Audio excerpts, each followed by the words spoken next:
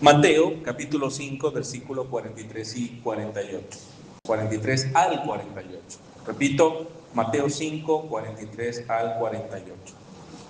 La palabra del Señor dice de la siguiente manera. Ustedes han oído que se dijo, amarás a tu prójimo y odiarás a tu enemigo. Pero yo les digo, amen a sus enemigos y oren por los que los persiguen, para que ustedes sean hijos de su Padre que está en los cielos. Porque Él hace salir su sol sobre malos y buenos, y llover sobre justos e injustos. Porque si ustedes aman a los que los aman, ¿qué recompensa tienen? ¿No hacen también lo mismo los recaudadores de impuestos? Y si saludan solamente a sus hermanos, ¿qué hacen más que otros? ¿No hacen también lo mismo los gentiles? Por tanto, sean ustedes perfectos, como su Padre Celestial es perfecto. El título del sermón de este día es el siguiente: el amor al prójimo. El amor al prójimo. Vamos a orar. Amado Padre Celestial, te damos gracias porque una vez más nos permites estar en este lugar para adorarte, para exaltarte, porque eres digno de toda nuestra adoración, también para escuchar tu palabra. Gracias por permitirme exponer esta enseñanza de la cual solo Cristo es digno de enseñar. Pero en tu misericordia nos permites ponernos de pie ante tu iglesia para enseñar las verdades de tu palabra. Te ruego, Padre, que ilumines el entendimiento de cada uno de los presentes para que podamos asimilar de manera correcta cada una de las cosas que hoy nos vas a enseñar. Pero también que nuestros corazones sean humildes y podamos ser transformados por estas verdades. Que estas verdades echen raíces en nosotros, de manera que estemos bien fundamentados en estas verdades y podamos ser herramientas en tus manos para bendecir las vidas de todos aquellos que nos ven practicar estos principios. Gracias, Padre, te damos en el nombre de Jesús por tu palabra, que es alimento para nuestras almas. Amén y amén. El amor al prójimo. Con este sermón nosotros estamos cerrando ya el capítulo número 5 del Evangelio de Mateo. Le damos gracias a Dios por toda esa enorme cantidad de bendiciones que Él nos ha dado, por esa fuente inagotable de principios, de verdades divinas que nos hacen crecer espiritualmente. En este momento nosotros nos encontramos frente al sexto ejemplo que nuestro Señor Jesús usa para contratar la justicia hipócrita de los escribas y fariseos con la justicia perfecta que el rey exige para que podamos entrar en su reino. Recuerde que la base de toda la enseñanza del Sermón del Monte se encuentra allí en el versículo 20 del capítulo 5. Si tu justicia no es superior a la justicia de los escribas y fariseos, no entraréis al reino de los cielos. Y luego, del versículo 21 en adelante, comienza a explicar cómo es que esa justicia tiene que ser superior. Y lo está haciendo durante todo el Sermón del Monte. De hecho, toda la Biblia es una enseñanza de que nosotros debemos buscar la justicia perfecta de nuestro Señor Jesucristo. Debemos hacerlo. Jesús entonces usa aquí el sexto ejemplo para poner en evidencia la justicia hipócrita que los escribas y fariseos le enseñaban al pueblo y muestra la justicia perfecta que desde el principio el Rey Divino requiere que los súbditos manifiesten. Así que hemos aprendido varias cosas a lo largo de este estudio en este capítulo. Vamos a recapitular, por favor, para que refresquemos lo que ya hemos aprendido. Número 1, hemos aprendido que un asesino no es solo aquel que literalmente mata a alguien, sino aquel que tiene odio en su corazón. Eso dijo el Señor Jesús. Si tú en tu corazón tienes odio, resentimiento en contra de alguna persona, entonces tú eres culpable de asesinato. Has asesinado a esa persona en tu corazón.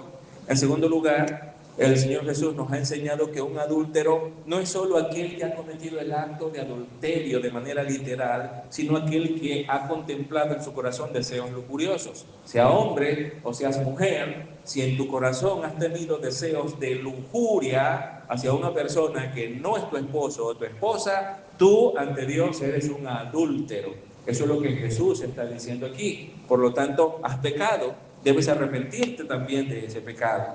En tercer lugar, el Señor Jesús nos ha enseñado que el matrimonio es tenido en gran estima por Dios, que solo la muerte debe disolverlo. Sin embargo, debido a la dureza del corazón humano, Dios permite el divorcio debido al adulterio continuo que causa dolor y tristeza al cónyuge inocente. Y también el apóstol Pablo, allá en la primera epístola a los Corintios, capítulo 7, nos enseña que el divorcio también es permitido cuando el incrédulo decide acabar con la relación matrimonial y ya el cristiano no le queda otra cosa más que dejar que se vaya. Así que esa es la enseñanza bíblica, pero nos deja muy claro que Dios tiene en gran estima el matrimonio y que por lo tanto nosotros, el pueblo de Dios, también tenemos que tener el matrimonio en alta estima. Es algo que nosotros estamos viendo que ocurre en la sociedad de manera contraria. El matrimonio no es valorado en la sociedad. A medida que el tiempo pasa, más personas están viviendo juntos, pero no se están casando. Eso es pecaminoso, hermanos. Dios es el creador de la institución del matrimonio y nosotros honramos a Dios cuando tenemos en alta estima lo que Él también tiene en alta estima. Y nosotros ya hemos estudiado por qué el matrimonio es importante. Hemos visto que es el fundamento de la familia, le da seguridad y estabilidad a la familia, por muchas razones. Número 4, el Señor Jesús también nos ha enseñado que los juramentos fueron ordenados por Dios debido a que el corazón humano tiende al engaño, tiende a la manipulación, tiende a ser mentiroso. El cristiano verdadero debe hablar con integridad, el cristiano verdadero debe decir siempre lo que es verdadero, de manera que los juramentos no sean necesarios. Que seas conocido por alguien que todo el tiempo dice la verdad sin importar las circunstancias, sin importar los problemas que se te puedan venir encima, siempre vas a decir la verdad. Y como tu testimonio es que eres íntegro en tus palabras, no necesitas jurar. Tu palabra es garantía para cualquiera que te escucha, porque sabe que eres una persona que habla con verdad. Número 5, este es el quinto ejemplo que nuestro Señor usa aquí en el Sermón del Monte, en el capítulo 5. La venganza pertenece solamente a Dios. En cuanto dependa de nosotros, debemos hacer siempre el bien, aunque nos paguen con mal. Eso es otra verdad que Él nos ha mostrado. 5 enseñanzas ha dado el Señor Jesucristo aquí para hacer ese contraste entre el fruto de la justicia perfecta de un verdadero Hijo de Dios y esa justicia hipócrita, falsa, que los escribas y fariseos practicaban y que también enseñaban. Recuerde que ellos nada más que se enfocaban en lo externo, se enfocaban en las acciones, pero no se enfocaban en las intenciones del corazón. Hemos aprendido que para Dios las motivaciones, las intenciones del corazón son de mucha importancia porque eso dice quiénes somos nosotros. ¿Lo ve? Y por eso el Señor Jesús desde el principio dispara al corazón. Todo el tiempo está disparando al corazón lo que realmente somos. Él nos desnuda, Él deja en evidencia nuestros corazones impíos y nos llama a un arrepentimiento verdadero, un arrepentimiento genuino. Es verdad que no podemos ser perfectos en esta tierra. No importa cuánto nos esforcemos, no importa cuánto luchemos en esta tierra, nunca llegaremos a ser perfectos, pero debemos luchar, debemos batallar contra el pecado para ir creciendo en esa perfección. Y un día lo seremos cuando estemos en el cielo, pero un verdadero Hijo de Dios se identifica por su lucha constante con el pecado y lucha en la profundidad de su corazón con el pecado. No vive para mostrar apariencias a otros, vive para ser lo que es delante de Dios y honrar el nombre de Dios, no importa si otros lo ven o no. Él sabe que Dios siempre lo está mirando en lo más profundo de su corazón y allí Él procura crecer en santidad. Amén. Esto es parte de lo que Jesús nos ha estado diciendo y solo está introduciendo al Sermón del Monte. Nada más que va apenas dando la introducción de todo ese sermón y miren todas las enormes verdades que ya nos ha dicho. Así que creo que hemos sido realmente bendecidos con todo lo que Él ha dicho aquí. Pero cuando nosotros llegamos a este punto de todo lo que Jesús está diciendo, notamos que esto nos lleva a la misma pregunta que en una oportunidad los discípulos le hicieron a Jesús. Si eso es así, entonces ¿quién se salva? Si somos honestos y nos evaluamos a la luz de estas verdades, tenemos que ser alguien que en su corazón no tenga nunca rastro de odio hacia nadie. Bueno, tú en algún momento has tenido odio por una persona y sabes que ya aquí tropezaste. Has pecado, así que digas, en este punto no califico. Bueno, vamos al otro. No debes tener ningún deseo lujurioso en tu corazón por ninguna persona que no sea tu esposo o esposa. Y resulta que ya eso ha sucedido también en nuestros corazones. Así que, segundo punto, descalificado también. Bueno, veamos a ver si la pego en el 3. A ver, Señor, danos otro ejemplo, a ver si en ese sí califico. Vamos al tercer ejemplo. El matrimonio debe ser tenido en gran estima por nosotros, porque es tenido en gran estima por Dios. Y no debemos dar lugar al divorcio por cualquier razón. Solo la muerte debe disolverlo. Y en el caso de adulterio, en que la persona no se arrepienta, la parte inocente debe procurar siempre el perdón y salvar la relación matrimonial y esforzarse y luchar por proteger la relación matrimonial. Y cuando ya todos los recursos se han agotado y no hay nada más que hacer, entonces pues se permite el divorcio. Pero hemos valorado a ese nivel del matrimonio.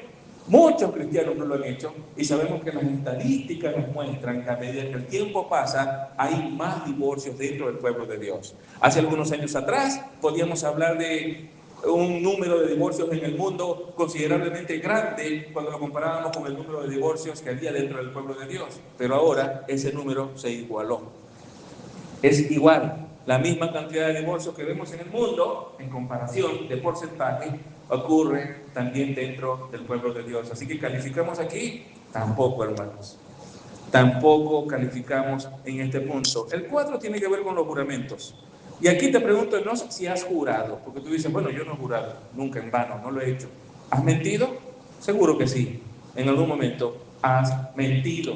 Cuando mientes, has violado también este mandamiento.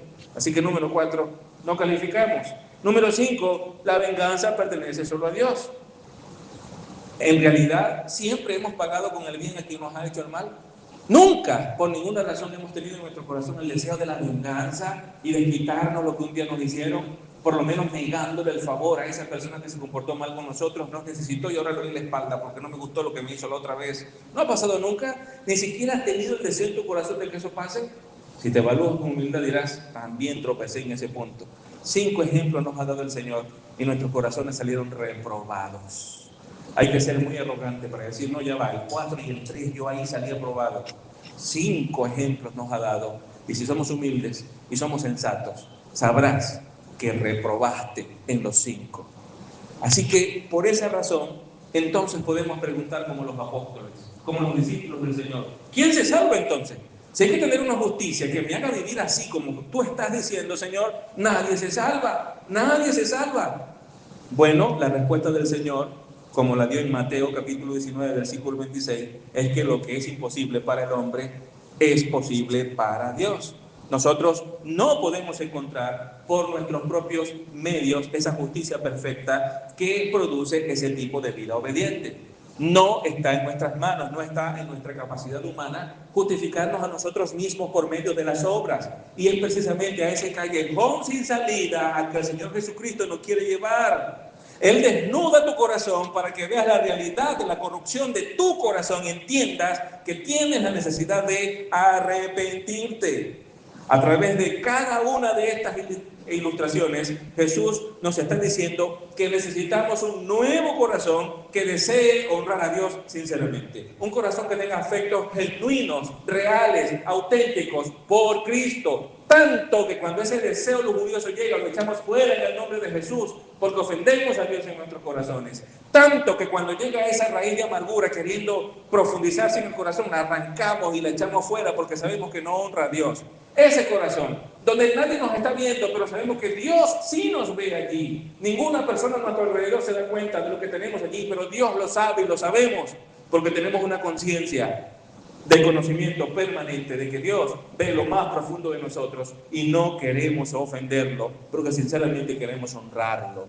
Necesitamos esa clase de corazón. Es el tipo de corazón que rechaza los deseos lujuriosos, rechaza el odio, no se presta para la mentira, procura decir la verdad, así eso le traiga problemas. Si digo la verdad, me va a traer problemas, no importa, voy a decir la verdad, así el mundo se me venga encima. Ese es el tipo de corazón que nosotros necesitamos, un corazón que habla la verdad todo el tiempo, un corazón que no es egoísta, un corazón que no piensa en sí primeramente antes que en los demás, sino que se niega a sí mismo y piensa en los demás.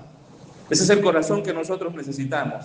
Es el corazón que tienen aquellos que se han rendido voluntariamente al señorío de Cristo en fe y arrepentimiento. Solo esas personas tienen ese corazón.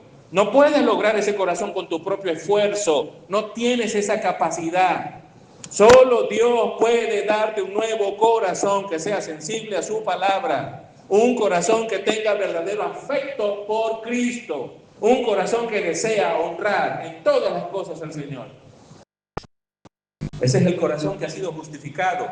Aquel a quien el Rey le ha impartido su propia justicia perfecta. Justicia que nosotros mismos no podemos alcanzar. Jesucristo ya ha dicho quiénes son esas personas. Lo dijo antes de empezar a dar estos 6 ejemplos. Lo dijo al comenzar en el Sermón del Monte, allí en el capítulo 5, desde el versículo 3 en adelante, cuando habló de las bienaventuranzas.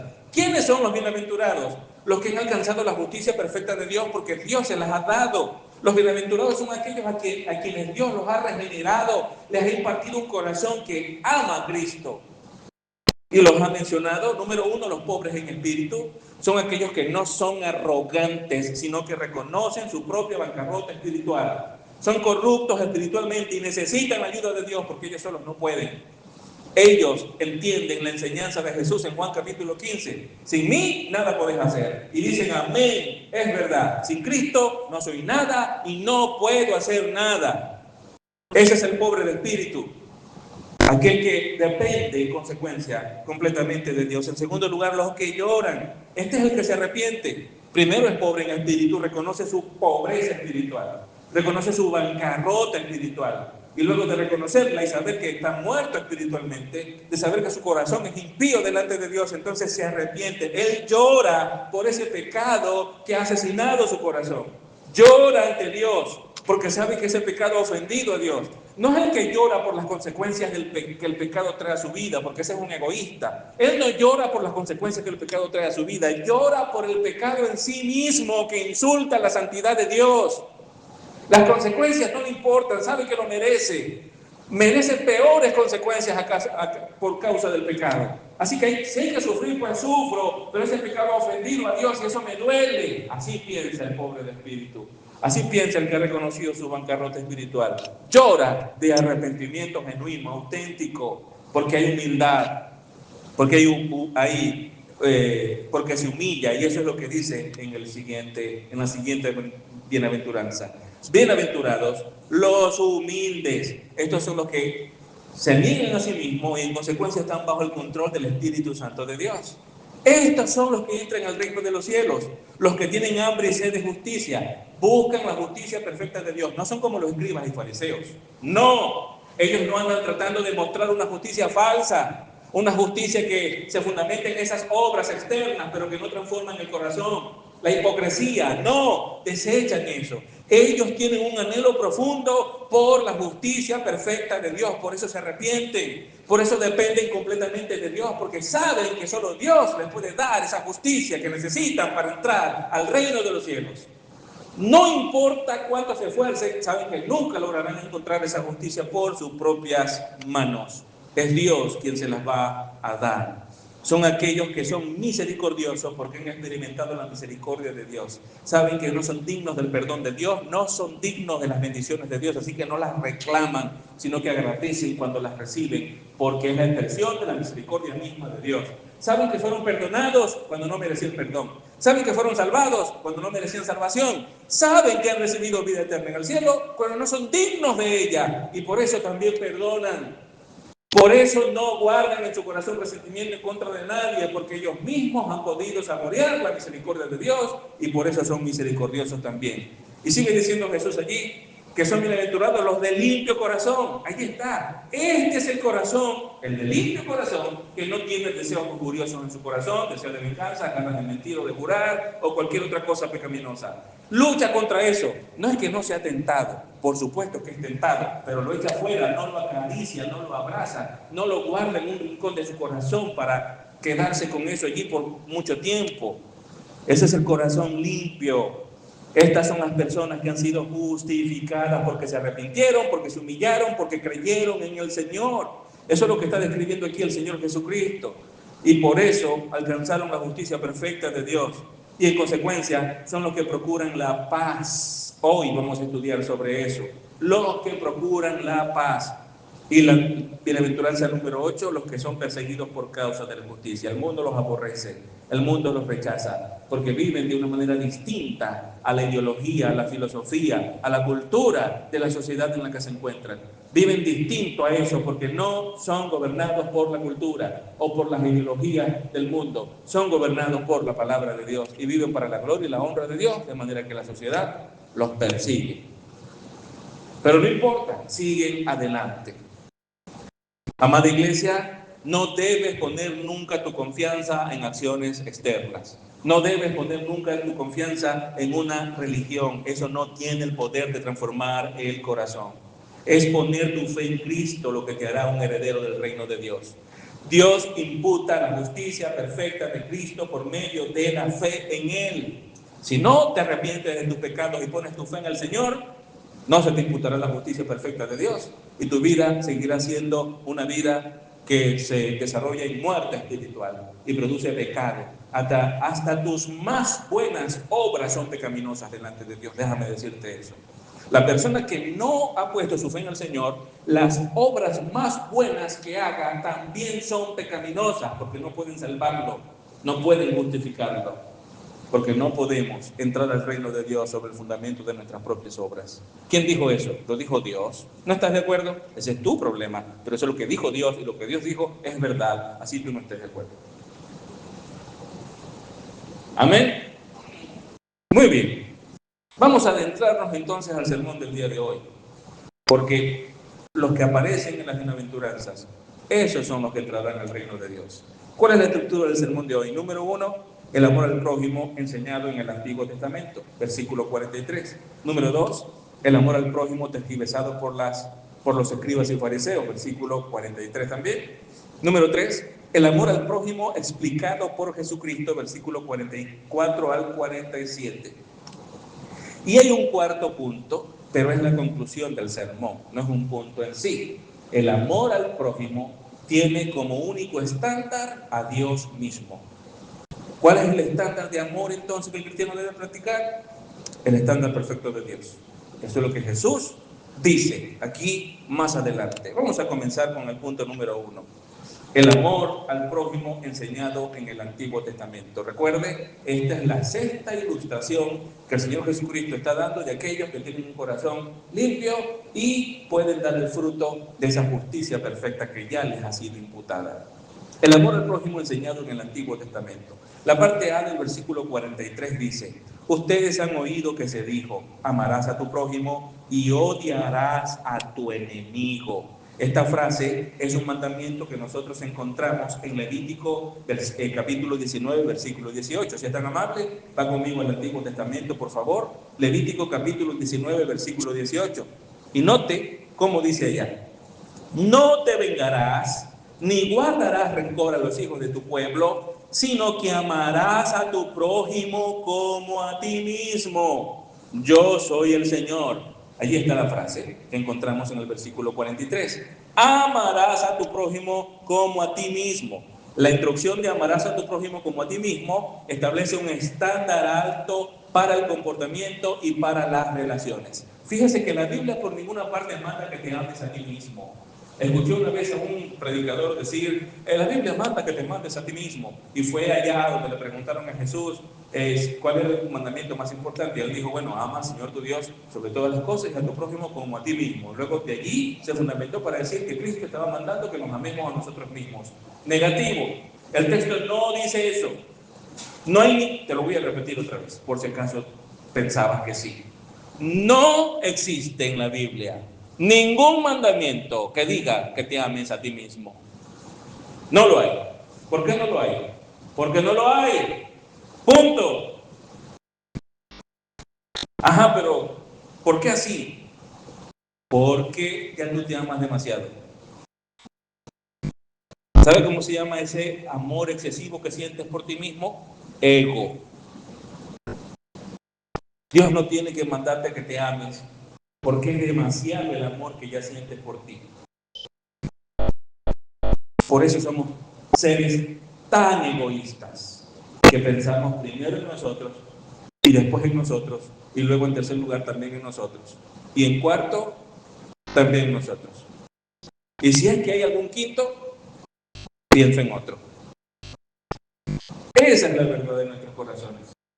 Así que como nos amamos tantísimo, ese amor que tenemos por nosotros mismos es tan grande que entonces se coloque como un estándar. Bueno, en lugar de amarte tanto,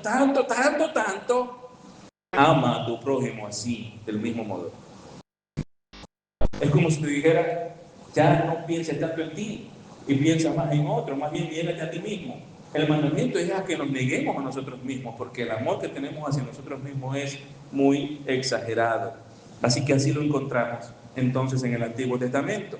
Ahora bien, hermanos, este amor no era solo un sentimiento. El amor no se refiere únicamente a un sentimiento, sino que se traducía en acciones concretas de apoyo y respeto hacia los demás. Eso es el amor. El amor son cosas que hacemos para beneficiar al ser amado, no un sentimiento en el corazón.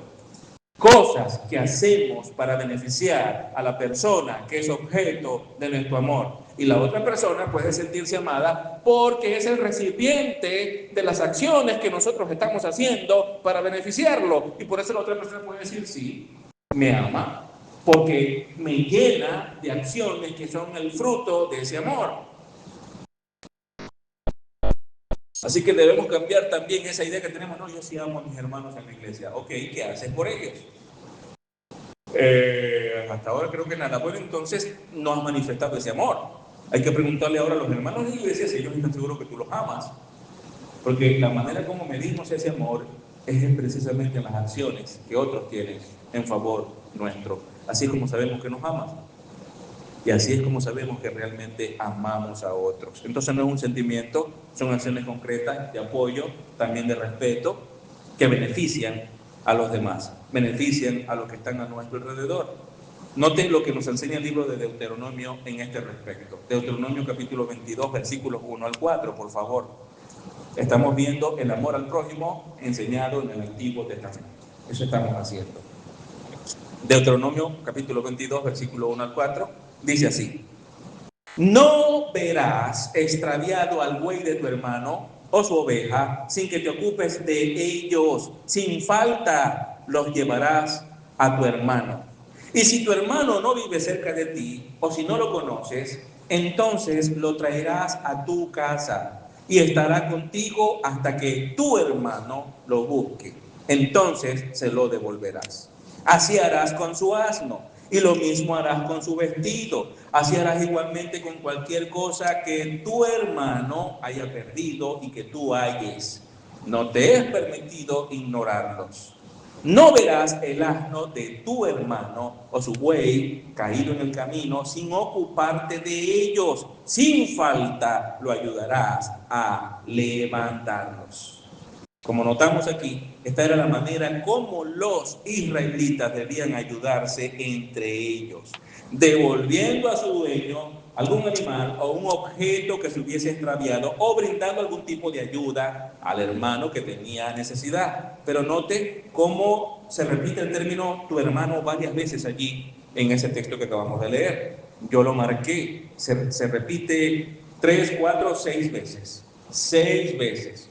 Debes ayudar a tu hermano. Los problemas de tu hermano y las necesidades de tu hermano debes suplirlas. Debes estar interesado en beneficiar a tu hermano en sus necesidades. Debes estar interesado en hacerlo.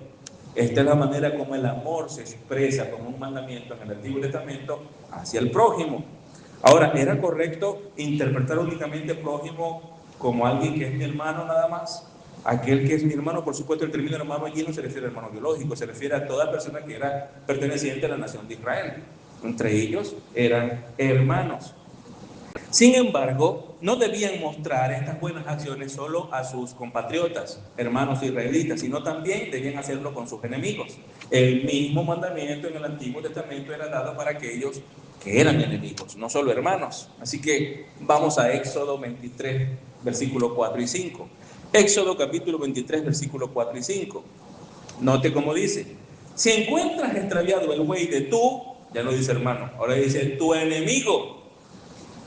Si encuentras extraviado el buey de tu enemigo o su asno, ciertamente se lo devolverás. Si ves caído debajo de su carga el asno de uno que te aborrece, por si acaso hay alguna duda de quién es el enemigo, el que te aborrece, ese que no es grato, ese que te hace la vida cuadrito, ese que tú consideras la piedrita en el zapato, ese está hablando aquí. ¿Y qué dice? A él se le tienes que servir, a él se le tienes que hacer favores, tienes que amarlo, eso es lo que está diciendo. En el Antiguo Testamento, alguien dirá, bueno, entonces eso no es para mí. No, ya vamos para allá, ya vas a ver. Porque esto se vuelve más grande y comprometedor más adelante. Si ves caído debajo de su carga el asno de uno que te aborrece, no se lo dejarás a él solo. ¿Qué harás con el que te aborrece? Lo ayudarás a levantarlo. Este es un mandamiento de Dios. Es un mandamiento de Dios. Debes ayudar al que un día no te ayudó. ¿Y cómo pensamos nosotros? Acuérdense de la enseñanza sobre la venganza. La venganza es del Señor, no es nuestra. Ese fue el domingo pasado. Pero eso es lo que pasa. Cuando alguien no me hizo un favor, esperemos que necesite de mí. Para que ni siquiera cuando me pida el favor ni le voy a responder. Para que aprenda. No voy a ayudar porque no me ayudó. Ni lo voy a mirar. El Señor te dice, no te ayudó, no te hizo el favor. Perfecto. Cumple los requisitos para que cumplas este mandamiento. Al que no te ayudó porque te aborrece, cuando necesite de ti, ayúdalo. ¿Por qué? Porque tú no eres como él. Porque se supone que eres un hijo de Dios. El que se comporta así se está comportando como el diablo. Si tú le respondes de la misma manera, ¿sabes qué haces? Te estás comportando también como un hijo del diablo. Imitas al diablo. Sí, pero no me ayudó. Igual, estás haciendo lo mismo. Estás haciendo exactamente lo mismo. Un hijo de Dios ayuda a su enemigo.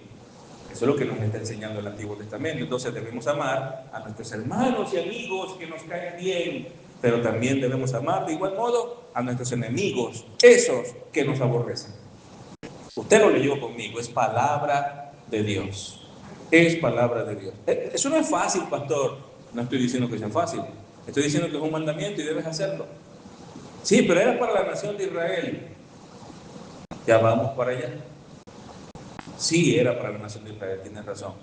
Lo que se viene para nosotros es más grande. Muy bien. En este versículo, el término enemigo se refiere a una persona con la que uno tiene una relación conflictiva o adversa.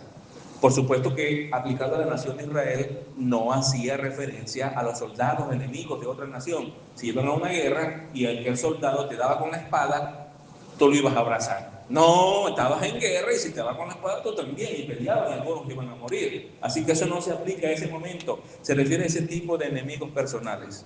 Ese tipo de personas que no te han mostrado amor. Ese tipo de personas que se han comportado mal, que te han generado conflicto y que tú debes amarlo. Y por supuesto mostrar perdón. La manera de amar se expresa también en la acción de perdonar. No, pero no puedo perdonar. Perdonar es una decisión, déjame decirte, es un mandamiento en la Biblia también. Debes perdonar, pero usted no sabe lo que me hicieron. Bueno, por eso es que tienes que perdonar, porque te hicieron algo que no te agradó, porque si no, no había nada que perdonar. Yo voy a perdonar únicamente a las que se han portado bien conmigo, pero si ellos no me han hecho nada, siempre se han portado bien conmigo. Cuando se habla de perdonar, es porque te hicieron algo que te hirió. Por eso es que se manda a perdonar, hermanos. Es fácil perdonar al que nada me ha hecho, porque precisamente no hay nada que perdonar. Cuando hay que perdonar es donde hay trabajo. Porque este corazón no se quiere sujetar a los mandamientos de Dios, sino a la carne, porque somos egoístas. En el contexto de la ley mosaica, donde nos encontramos, este versículo enseña que incluso si alguien es considerado un enemigo, se debe actuar con justicia y con compasión en favor de esa persona. Entonces, la enseñanza aquí es que a pesar de las diferencias, a pesar de los conflictos personales, se debe actuar con integridad y hacer siempre lo correcto. Y vimos el versículo, devolver el buey o el asno extraviado de un enemigo. Eso muestra un principio de amor, de respeto hacia la persona y hacia su propiedad. Esa es la manera como se manifestaba el amor según el mandamiento divino en el Antiguo Testamento. Y eso debe ser independientemente de la relación personal que se tenga.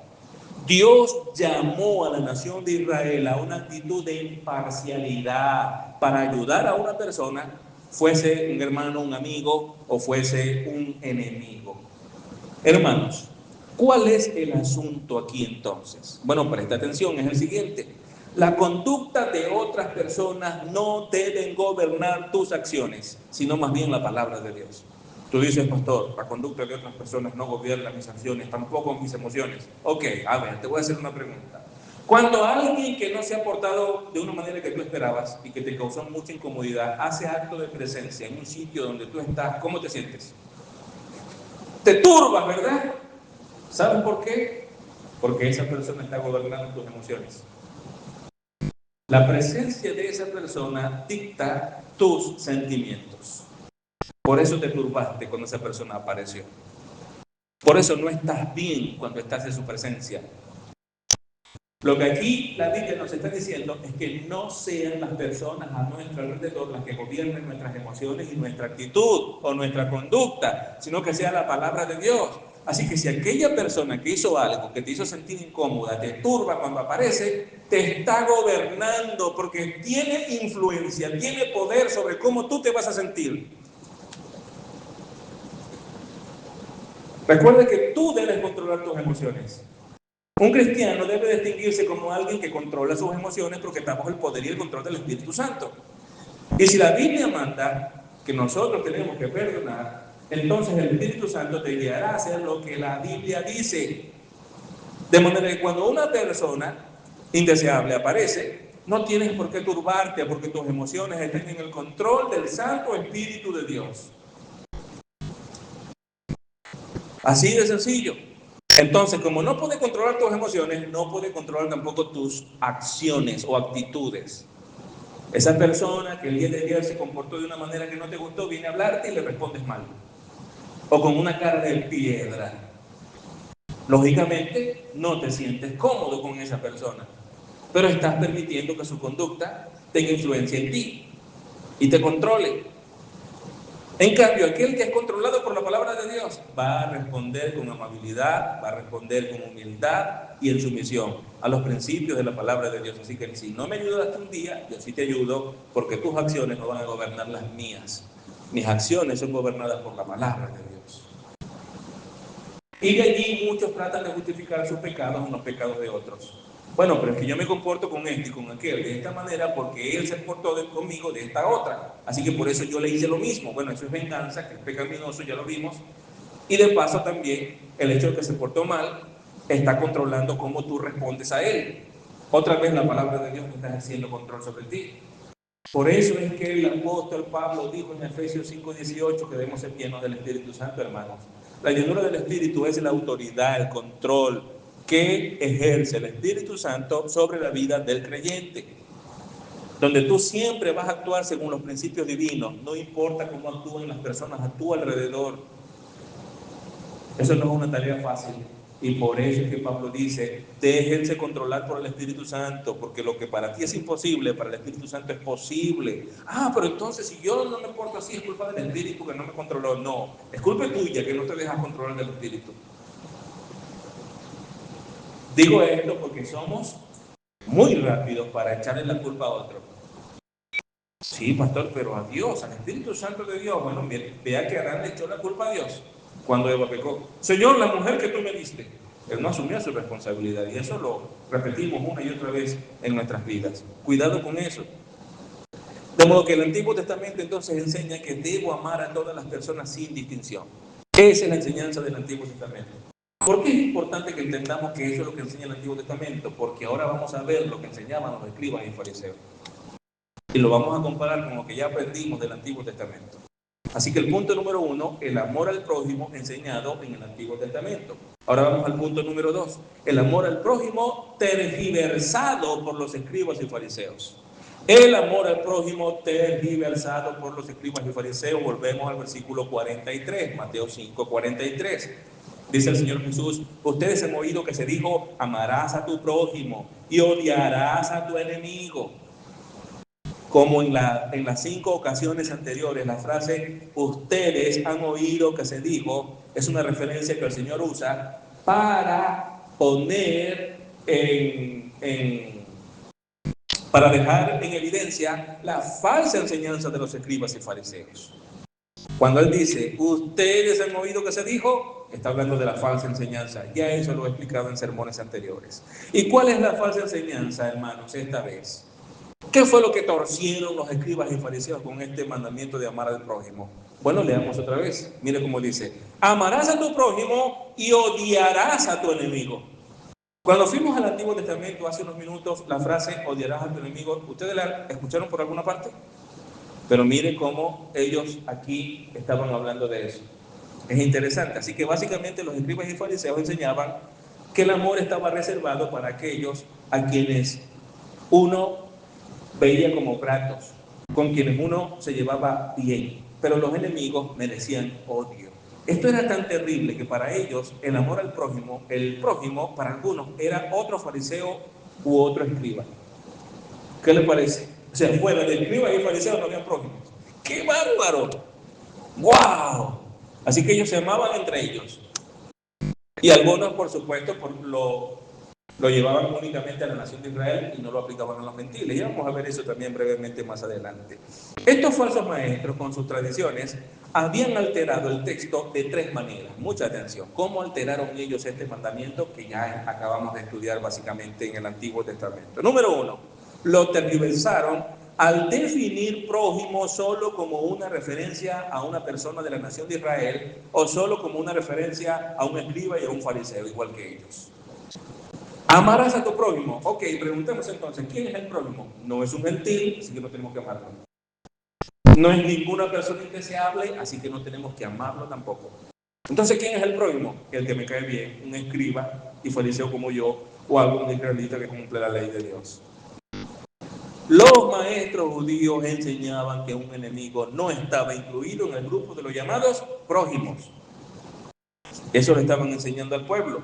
Y por lo tanto, entonces, el mandato de amar permitía no amar al enemigo. ¿Ven cómo lo interpreta? Amarás al prójimo. Ok, prójimos son solo este grupito de personas, así que ahí está implícito que al enemigo no hay que amarlo. Lo torcieron.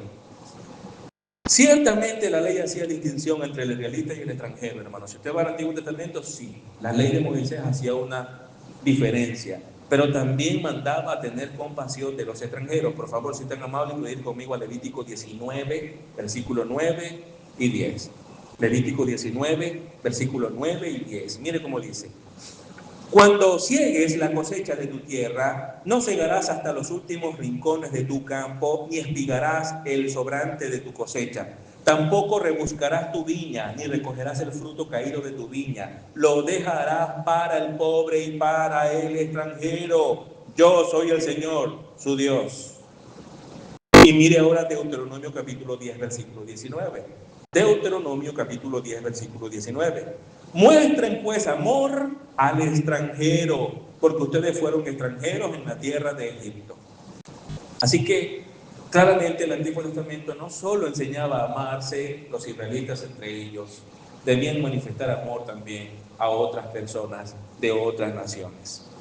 Para que quede esto aún más claro, la parábola del buen samaritano fue usada por el Señor Jesucristo con el propósito de mostrar la amplitud del significado prójimo. Así que aquí vamos a leer, hermanos, aquí leemos la Biblia, no leemos otra cosa. Lucas capítulo 10, versículo 25 al 37, lo vamos a leer. Lucas 10, 25 al 37. Mire cómo dice allí. Cierto intérprete de la ley se levantó y para poner a prueba a Jesús dijo, Maestro, ¿qué haré para heredar la vida eterna? Y Jesús le dijo, ¿qué está escrito en la ley? ¿Qué lees en ella? Respondiendo él le dijo, amarás al Señor tu Dios con todo tu corazón y con toda tu alma y con toda tu fuerza y con toda tu mente y a tu prójimo como a ti mismo. Entonces Jesús le dijo, has respondido correctamente, haz esto y vivirás. Pero queriendo él justificarse a sí mismo, dijo a Jesús, ¿y quién es mi prójimo? Jesús le respondió, cierto hombre bajaba de Jerusalén a Jericó y cayó en manos de unos salteadores, los cuales después de despojarlo y de darle golpes, se fueron, dejándolo medio muerto. Por casualidad, cierto sacerdote bajaba por aquel camino y cuando lo vio, pasó por el otro lado del camino. Del mismo modo, también un levita, cuando llegó al lugar y lo vio, pasó por el otro lado del camino. Pero cierto samaritano que iba de viaje llegó a donde él estaba y cuando lo vio tuvo compasión. Acercándose, lo vendó sus heridas, derramando aceite y vino sobre ellas y poniéndolo sobre su propia cabalgadura. Lo llevó a un mesón y lo cuidó. Al día siguiente, sacando 2 denarios, se los dio al mesonero y dijo, cuídelo y todo lo demás que gaste cuando yo regrese se lo pagaré. ¿Cuál de estos tres piensas tú que demostró ser prójimo del que cayó en manos de los salteadores? El intérprete de la ley respondió: el que tuvo misericordia de él. Ve y haz tú lo mismo, le dijo Jesús. Qué interesante, porque si prójimo era únicamente las personas de la nación de Israel, aquí Jesús intencionalmente puso a un samaritano como el que fue el prójimo de aquel que estaba herido, que era un judío porque venía bajando de Jerusalén. Y es interesante que Jesús contara esta historia porque los judíos y los samaritanos se odiaban entre ellos. Sobre todo los judíos sentían un enorme desprecio por los samaritanos y tomaban caminos más largos para no tener que atravesar los caminos de Samaria. ¿Lo ve? Así que aquí Jesús claramente está diciendo que prójimo es cualquier persona a mi alrededor que tenga necesidad y que necesite de mi favor, de mi ayuda, de mi amor, de mi compasión. Ese es el prójimo. Así que aquí vemos entonces que ellos torcieron la enseñanza que Moisés había dado al definir prójimo solo como una referencia a un israelita. En segundo lugar, el segundo error que ellos intencionalmente cometieron en la interpretación, al omitir la frase como a ti mismo. Omitieron la frase, nosotros la leímos allá en Levítico: amarás a tu prójimo como a ti mismo. La borraron.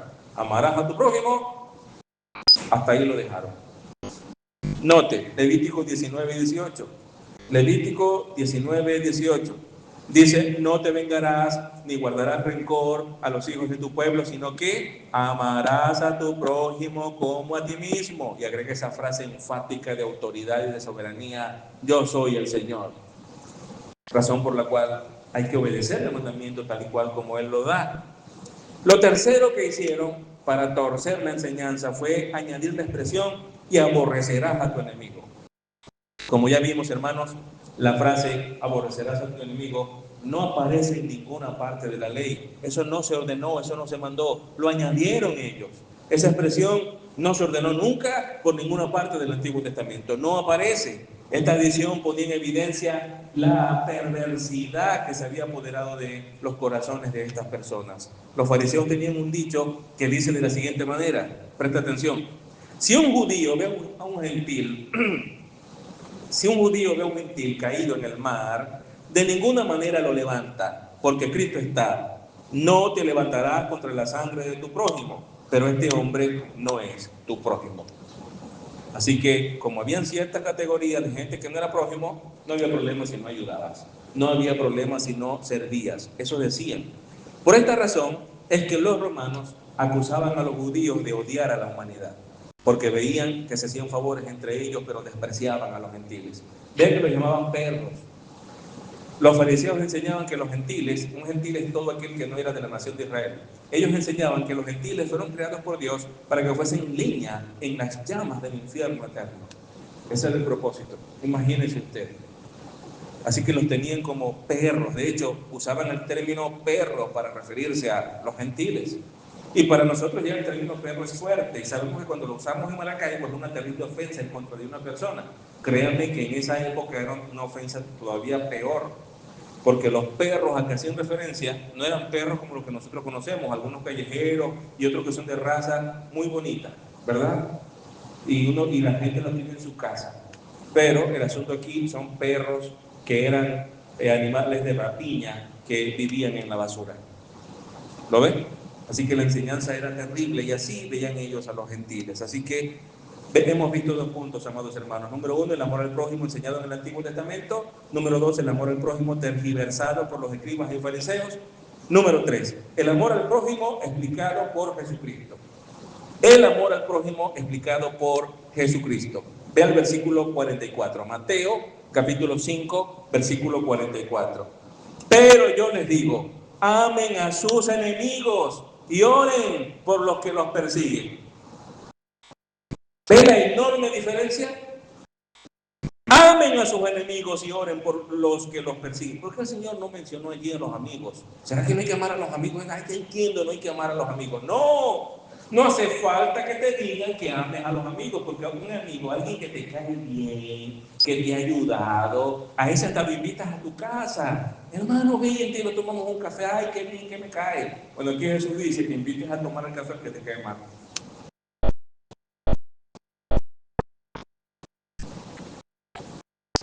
Ouch, dicen algunos, ¿verdad? Yo les digo, dice el Señor, amen a sus enemigos y oren por los que nos persiguen. Nuestro Señor aclara y amplía la interpretación incorrecta de la ley que le habían dado los escribas y fariseos al pueblo. Y aquí vemos los verbos. Hay dos verbos. Amen y oren. Se encuentran en presente y también están en modo imperativo. El presente sugiere una acción continua.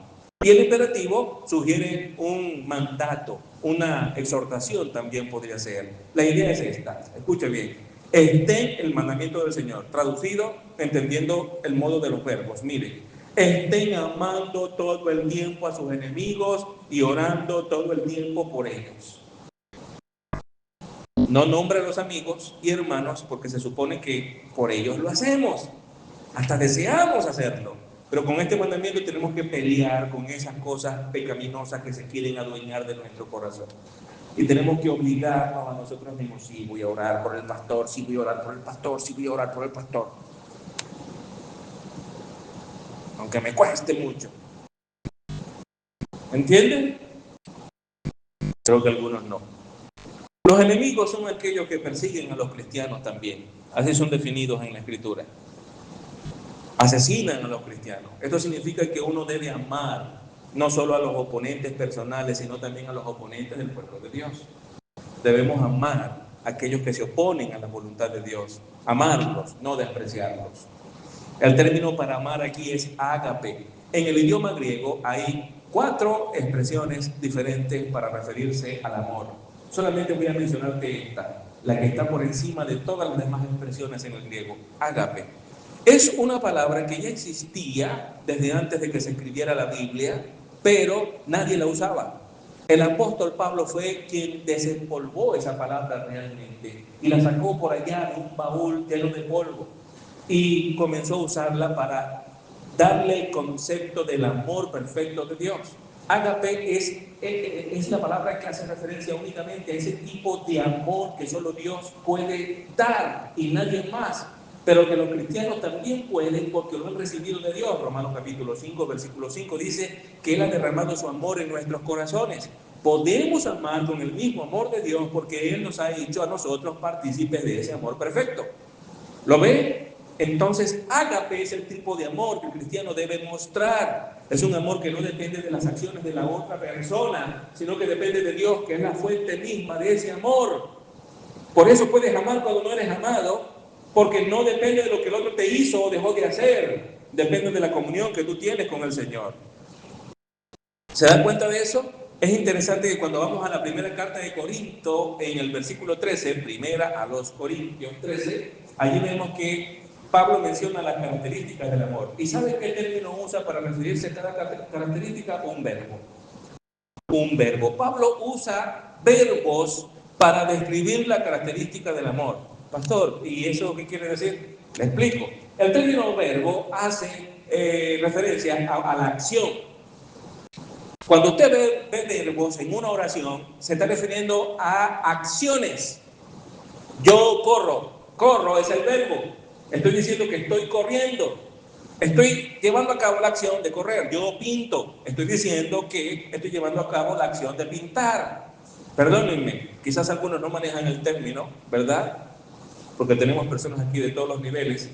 Pero a eso es que se refiere. El apóstol Pablo usa verbos en 1 Corintios 13 para referirse a las cualidades del amor. ¿Por qué usa verbos? Porque el amor, más que un sentimiento, es una acción. Es hacer cosas concretas que benefician, que bendicen las vidas de otras personas. ¿Cómo sé que Dios me ama? Porque Dios envió a su único hijo a morir por mí en la cruz del Calvario. Acción. Murió por mí cuando yo no lo merecía. Sé que Cristo ama a la iglesia porque Cristo hace un montón de cosas por el bienestar de la iglesia y porque nunca la abandona a pesar de la infidelidad misma de la iglesia. Acción. El amor no es solo algo que siento aquí, el amor es algo que se manifiesta en una actitud que lleva a acciones permanentes de bondad, de favores, de bendición a las personas que están a mi alrededor. Y Cristo dice a tus enemigos, porque con tus amigos y hermanos ya lo haces. A todos. Ahora, el amor que el Señor manda implica también orar. Orar, es decir, interceder delante de Dios por los perseguidores de los creyentes. Fíjense que Él está incluyendo aquí al que asesina a los cristianos. No solamente el que te miró feo, el que no te hizo un pequeño favor tonto. Él está hablando aquí de cosas realmente fuertes. Los cristianos eran perseguidos, eran llevados a la hoguera, eran lanzados a los leones. ¿Qué tienen que hacer los cristianos en contra de esas personas? Amar. La respuesta al odio es el amor. De hecho, el título que yo le iba a poner a este sermón es ¿Cómo responde el pueblo de Dios al odio? Pero terminé poniéndole amor al prójimo, porque honraba más la idea del pasaje. Pero la manera como un cristiano debe responder al odio de este mundo es con el amor de Dios, el amor que Él ha puesto en nuestros corazones. Y Jesús es nuestro máximo ejemplo de esa manera de amar. Jesús, note por favor Lucas capítulo 23, versículo 33 al 44, y veamos a Jesús amando a quienes lo odiaban y haciendo exactamente lo que aquí le estaba enseñando. Jesús no solamente enseñó con sus palabras, su vida misma puso de manifiesto cada uno de los principios que Él enseñó. Lucas 23, 33 al 34, dice: cuando llegaron al lugar llamado la Caladera, crucificaron allí a Jesús y a los malhechores, uno a la derecha y otro a la izquierda. Y mira el 34, y Jesús decía: Padre, perdónalos porque no saben lo que hacen. Y los soldados echaron suertes repartiéndose entre sí sus vestidos. No solamente le habían hecho mucho daño a Jesús, estaban todavía realizando acciones que le hacían mucho daño y humillaban terriblemente a Jesús. Y sabe, usted podrá decir, yo he sido también muy humillado, pastor. Bueno, pero a diferencia de ti, Jesús no lo merecía. En cambio, tú y yo sí merecemos cosas peores. Piensa en las terribles cosas que te han hecho. Piensa en alguien que te maltrató, que te hizo daño, que no te trató como tú esperabas, sino que te hizo sufrir. Piensa en lo que te hizo, en esa persona y en lo que te hizo. Bueno, déjame decirte esto, mereces peor cosas que esas. Porque has pecado y has ofendido terriblemente a Dios. Ah, yo solamente, pastor, y usted también. Por eso hablamos de la misericordia de Dios. No merezco su salvación ni su perdón, merezco estar en el infierno, no en el cielo. Por los méritos de Cristo voy al cielo. Así que cuando la gente te hace daño, tú dices, no puedo amarle, me hizo mucho daño. Bueno, vean a Jesús. Jesús es el único que no merecía ser tratado así. A ti te trataron mal, tú merecías cosas peores. Pero Jesús lo estaban tratando mal y él no merecía ser tratado así. ¿Ves la enorme diferencia? Y no obstante, Jesús manifestó amor por esas personas al orar por ellos. Una manera en la que nosotros manifestamos amor por las personas a nuestro alrededor es orando por ellos.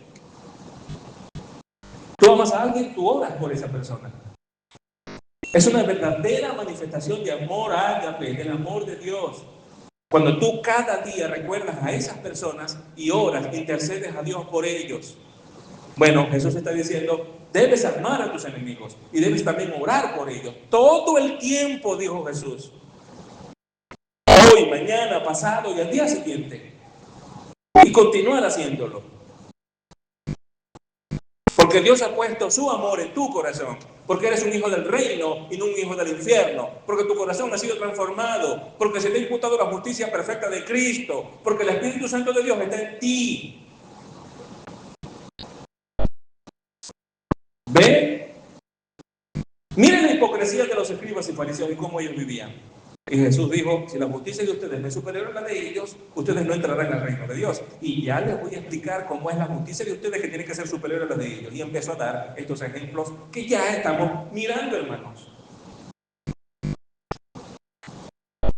Esto es un golpe duro a nuestro ego.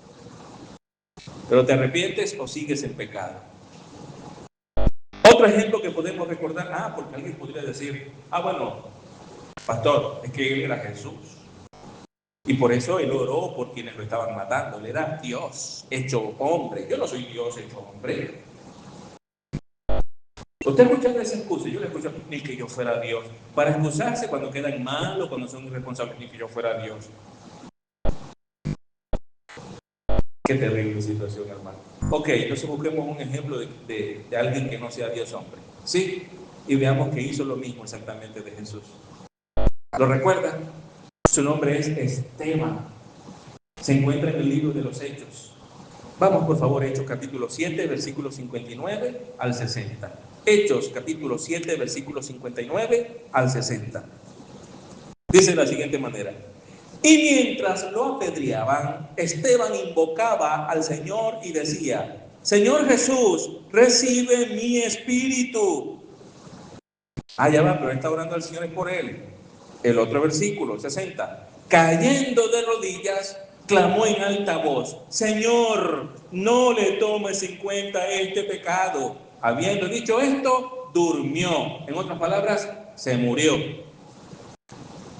Lo mataron a piedras. Y mientras le estaban lanzando la piedra, no fue que le lanzaron una piedra y días después, cuando se le pasó la rabia, fue que oró. No, hermano, no. En el mismo momento que le estaban lanzando la piedra, él sabía que no iban a terminar de lanzar piedras hasta que se muriera, él lo sabía. Él sabía que lo estaban asesinando y era injusto porque levantaron falsos testimonios en su contra para poderlo hacer. Él también sabía que lo que estaban haciendo no era correcto y no obstante oró por ellos. Mientras ellos manifestaban odio hacia él y estaban asesinándolo, él estaba manifestando el verdadero amor cristiano hacia ellos y lo mostró a través de una oración llena de piedad y de misericordia. Siguió el ejemplo del Señor Jesucristo, siguió los pasos del Señor, demostró ser un verdadero súbdito del reino de Dios al comportarse conforme a la justicia perfecta que le había sido imputada por medio de la fe en su Señor. ¿Qué en cuanto a ti? ¿Cómo reaccionas al odio de las personas a tu alrededor? Debes hacerlo como Esteban y como el Señor Jesucristo. Amar y orar siempre van juntos. El Señor manda que hagamos estas dos cosas por las personas que nos ultrajan y que nos persiguen. Lo manda el Señor. Esta es la clase de amor que solo puede brotar del corazón que ha experimentado el perdón divino sobre la base de la redención obrada por nuestro Señor Jesucristo. Amar a los enemigos demuestra al mundo que nosotros somos hijos de Dios. Esta es otra verdad que encontramos allí en el versículo 45. Repito, amar a los enemigos demuestra al mundo que somos hijos de Dios. Mira el versículo 45. Fíjese cómo dice el Señor: para que ustedes sean hijos de su Padre que está en los cielos. Porque Él hace salir su sol sobre malos y buenos y llover sobre justos e injustos. Hermanos, esto no quiere decir que cuando nosotros amamos a todos sin distinción, al hacerlo, llegamos a ser hijos de Dios. Es decir, mediante esas obras de amar al enemigo, es que nosotros llegamos a ser hijos de Dios. No, eso no es lo que enseña aquí el término. El verbo sean, recuerde que el texto dice, por favor, ponga sus ojos en el versículo 45, Mateo 5:45, para que ustedes sean. Ese verbo, sean, significa, en este contexto, para ser visto, para ser identificado, para demostrar ser o para probarnos a nosotros mismos que somos realmente hijos de Dios. Lo que el Señor quiere decir entonces es: para que ustedes demuestren ante el mundo que son verdaderamente hijos del Padre que está en los cielos. Porque ustedes no aman como el mundo ama. El mundo es hipócrita. Usted ve el mundo cuando hace un favor. Cuando en el mundo una persona hace un favor a otro, es porque sabe que más adelante se puede beneficiar de ese otro. Así que no está ayudando de manera negada, sino por si acaso te necesito mañana. Te hago el favor y estás en deuda moral conmigo. Lo importante no es ayudarte, lo importante es estar cubierto de gente que tenga deudas morales conmigo. Así piensa el mundo. El cristiano: te voy a ayudar, no importa que hagas tú mañana conmigo, yo te voy a ayudar. Y si mañana no me ayudas y vienes pasado mañana, te vuelvo a ayudar. Y si sigues siendo un egoísta, yo te voy a ayudar siempre. Así es el creyente. Y Dios te honra y te bendice mucho más abundantemente que cualquier favor que alguien pueda hacerte. y tú lo haces para honrar a Dios. Es por la gracia de Dios y a través de la obra redentora de Cristo que nosotros somos hijos de Dios, no haciendo obras. Así que sencillamente demostramos ser hijos de Dios cuando amamos de esta manera. Y dice el Señor Jesús, porque Él hace salir su sol sobre malos y buenos y llover sobre justos e injustos. Es decir, si Dios bendice tanto a los buenos como a los malos, ¿por qué creemos nosotros que podemos amar solo a los buenos y no a los malos? Si Dios, siendo perfecto, ama a todos y bendice a todos. ¿Lo ve? Esto se llama la gracia común en teología. Gracia común, ¿qué es eso? Se refiere a la bondad y a las bendiciones de Dios que se extienden a toda la humanidad, lo que permite que todos experimenten su amor y cuidado, aunque no todos lo reconozcan y acepten. Por supuesto, hay una forma de bendición especial para la iglesia que Dios no comparte con todo el mundo, pero Dios dispensa su gracia común a todas las personas. Por eso todos se levantan cada día y pueden respirar el oxígeno que está en el ambiente, disfrutan del sol y de la lluvia, disfrutan de un fruto cuando lo arrancan de un árbol. Eso le pertenece a Dios, pero Dios dispensa esa gracia a todos, por muy pecadores que puedan ser. ¿Lo ve? Eso es gracia común. Mira el Salmo 145, versículo 15 y versículo 16. Salmo 145, versículo 15 y versículo 16. Allí dice el salmista, a ti miran los ojos de todos. ¿A quién? A Dios. A ti miran los ojos de todos, y a su tiempo tú les das su alimento. Abres tu mano y sacias el deseo de todo ser viviente. Cuando usted, como hijo de Dios, se levanta cada mañana, esa energía que le permite ponerse de pie viene de Dios. Y cuando un impío, incrédulo, un ateo, o lo que sea que haga con su vida, que ofenda a Dios, se levanta cada mañana, esa energía de esa persona también viene de Dios. Esto es la gracia común de Dios. Dios dispensa ese favor divino a toda la creación en su misericordia. Es una manera misericordiosa en la que Dios trata a los que aún no creen en Él y aún hablan mal de Él y lo insultan con sus pecados, y Dios aún manifiesta bondad sobre el fundamento de esa misericordia divina. Entonces debemos ser como nuestro Padre Celestial también y mostrar misericordia a los impíos. Ellos son gobernados por su pecado. Fíjese cómo dijo el Señor Jesús: Padre, perdónalos porque no saben lo que hacen. No saben en el sentido espiritual, no lo saben porque están muertos. Intelectual y humanamente lo pueden entender. Están matando a un hombre del cual no tiene ninguna razón para acusarlo de algo. Eso lo entendían ellos. Pero más allá de eso no podían ver la gravedad del asunto. No saben lo que hacen, dijo Jesús, y oró por ellos. Así que cuando tú tienes enemistad con gente impía, por favor, no exijas que se comporten como si fueran cristianos maduros. Entiende que estás tratando con gente que no tiene fe en Dios, que son gobernados por su propia pecaminosidad.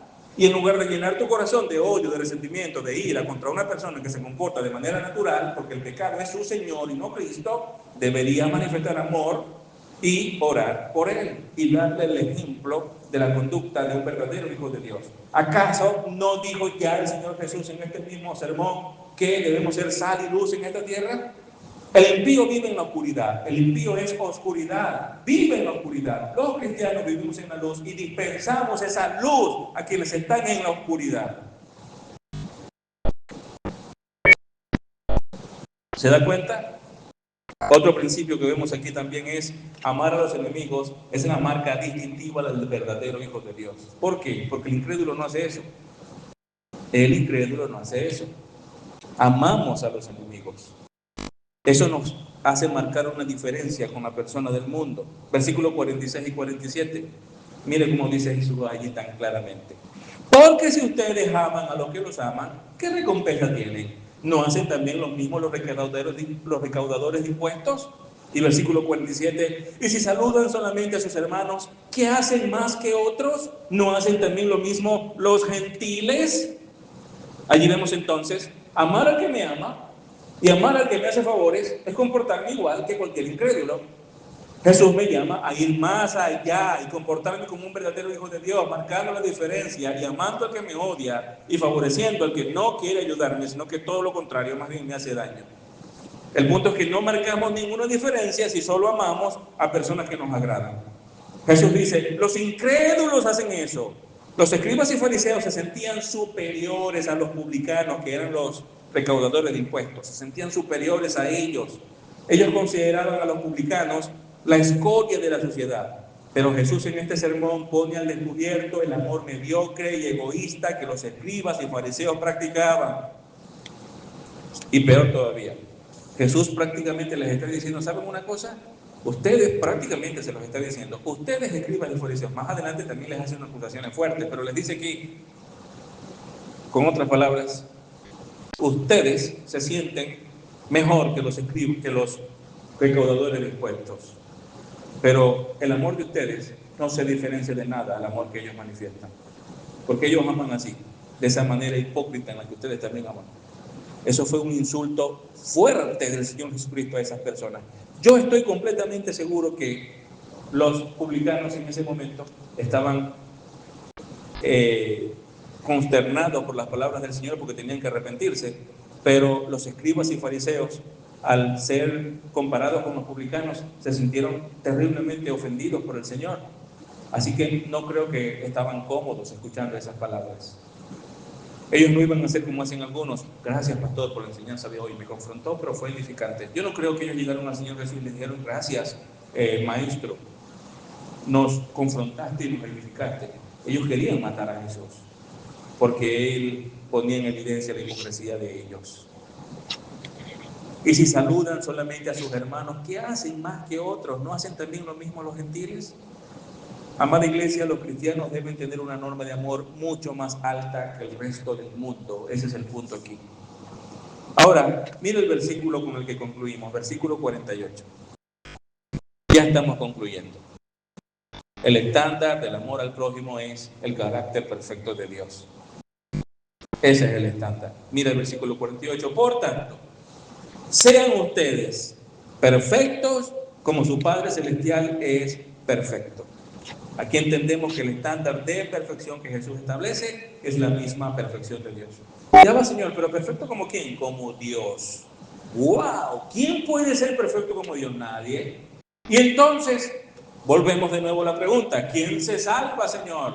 Lo que es imposible para el hombre es posible para Dios. Arrepiéntete de tus pecados y pon tu fe en el Señor Jesucristo y te será imputada la justicia perfecta del Señor Jesucristo. Es la única manera de llegar al nivel de perfección de Dios, a través de la fe en Cristo. No hay ninguna otra manera donde el corazón es regenerado y manifiesta todos estos deseos y actitudes que el Señor está mencionando aquí.